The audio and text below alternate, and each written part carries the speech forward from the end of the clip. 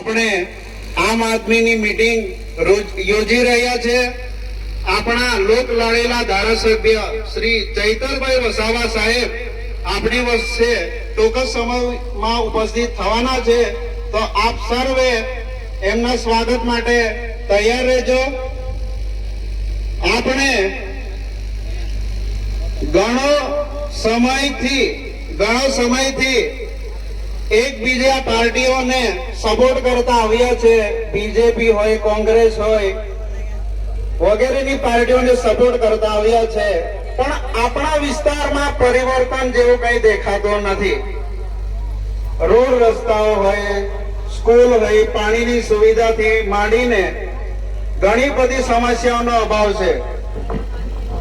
આપણે વર્ષોથી એમને ચૂંટાઈને આગળ મોકલતા છીએ, પણ આપણા વિસ્તારની સમસ્યાઓનો હલ થતો નથી।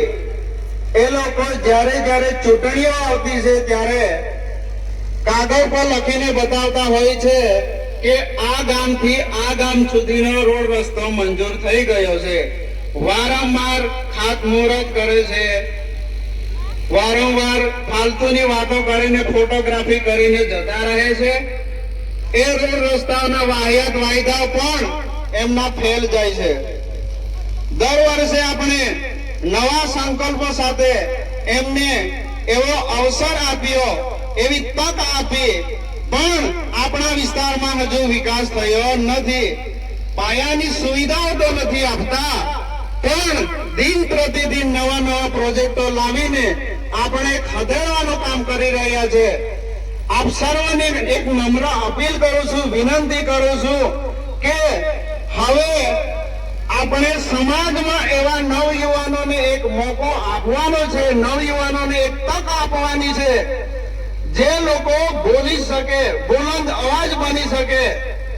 ચૈતરભાઈ વસાવા સાહેબ જેવા હરેક સડકથી સદન સુધીનો બુલંદ અવાજ બની શકે, એટલા માટે નવયુવાનોને આપણે આગળ લાવવાના છે। અત્યાર સુધી બાકીની પાર્ટીઓ બહુ બધું વિકાસના નામ પર બણગાવ ફૂક્યા છે, અત્યારે એમને માહોલ બતાવવાનો છે।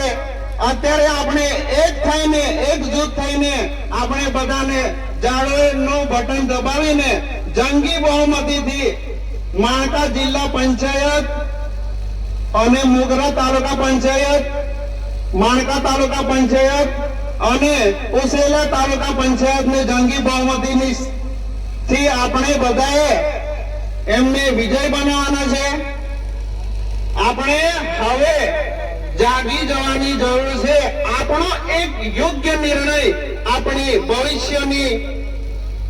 ભવિષ્ય માટે, આપણે એમને ભવિષ્ય ઉજ્જવળ કરવા માટે આપણે એક આપણો તટસ્થ અને સાચો નિર્ણય લેવાની જરૂર છે।